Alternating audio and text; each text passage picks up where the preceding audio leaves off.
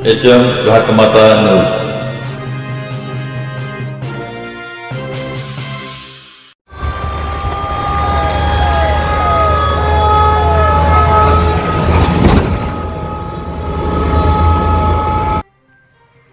मिरजेत घरात आग लागून संसारोपयोगी साहित्य जळून खाक।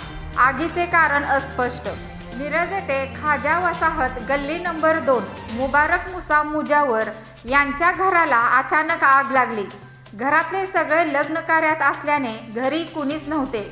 सुदैवाने जीवितहानी झाली नाही, पण घरातले सगळे संसारोपयोगी साहित्य जळून खाक झाले। यावेळी तिथे स्थानिक नागरिक व जनसुराज्य सांगली जिल्हा युवा अध्यक्ष अल्ताफ रोहिले, मुस्तफा रोहिले, अरबाज शेख, अमन जमादार, मैनुद्दीन हंगड, उमर रोहिले, अग्निशमन दलाचे वाहन चालक गणेश भोरे, संतोष हाके, विक्रम कोरे यांनी शर्यतीचे प्रयत्न करून आग आटोक्यात आणली।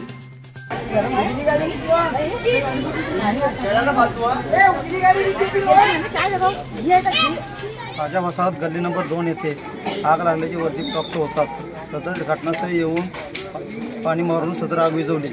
सदर ठिकाणी कोणतीही जीवितहानी झाली नाही, तसेच नागरिकांनी सहकार्य केले।